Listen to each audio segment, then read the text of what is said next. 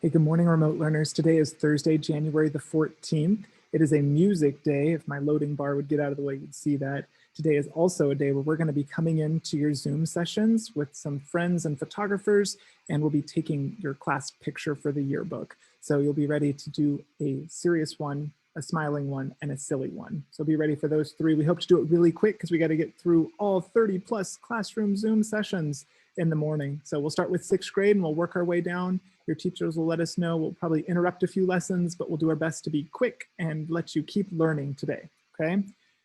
Thanks for letting us do that. We're really excited to provide a yearbook for everyone. The Padlet Challenge is about coming up with a theme and a cover design. So I want to share an example of one that I was a part of.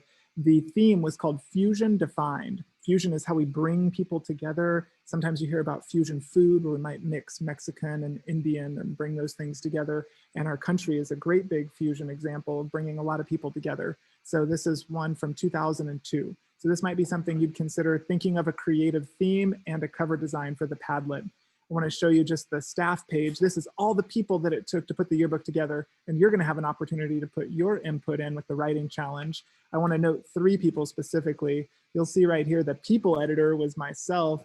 I got to be Dr. Shivers when it's cold. And then 2 people you might see today. The photo editor, Kelly Glasscock, the Kelvinator, is going to be coming in and taking your pictures today. And then he married Lindsay T-Bone Thorpe, that was her maiden name, and they have a 5th grader in Mrs. Blackwell's class. They're gonna be helping with the yearbook along with lots of others. Just had to note them as being awesome friends, and I'm just so thankful to have their help and their support in this project.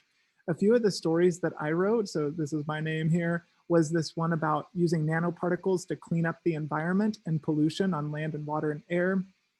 Before the parking garage was built in front of the student union, it was a challenge to find parking. So I got to interview people and talk to them about that. This was a freshman who was transitioning into college and got to talk to her and hear her story.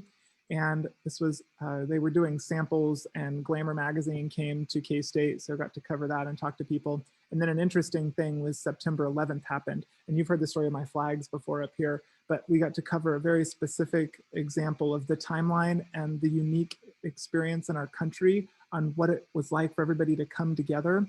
And so one of the stories I wrote was called Prodigal Patriotism. Prodigal meaning it returned and came back. And I just want to make a note on this slide about our current situation. We know that there's a lot happening at a national level in Washington, D.C., and we want you to know that we're thinking about that and we're learning from that, but we in remote learning are united, and we are one team and we're one family, and we are committed to making room for everyone. That fusion theme that we talked about of allowing everyone to have their place and know that they belong here is really important to us. So we just want to note that there's a lot happening at a national level, but we want you to know that you're safe here, that you belong here, and we are so glad to learn with you here, okay? I want to show a short video clip and then we'll get you on your way for the day.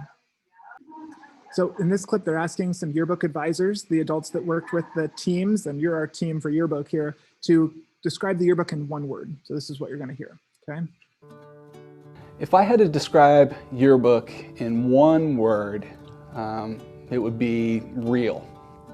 Yearbook is real because it's the only class that you're going to have in high school where you're creating a product, not just a product that you hang up on the wall in the hallway and people look at and say, oh wow, that's nice, look what this class did. It's a product that people are paying money for, a lot of money for in a lot of situations. To be able to, as a student, see through the creation of a product from the very beginning of its idea, its inception, all the way through to opening up that box at the end of the year and smelling that fresh yearbook, that's real. If I could give 1 word that describes yearbook, it would be empowering. And yearbook is empowering because of the many decision-making elements that students are forced or they're allowed to hone in their own skill sets. And so I believe that that empowers them to make decisions, not just in publication elements, but life decisions, citizen type decisions, and in all facets, I believe yearbook gives them an ability to be empowered. If I could think of one word to describe Yearbook, I would choose refreshing. For me as a teacher of things that are not just publications and other, I teach other subjects and other classes, but Yearbook is a place where I don't feel like a teacher.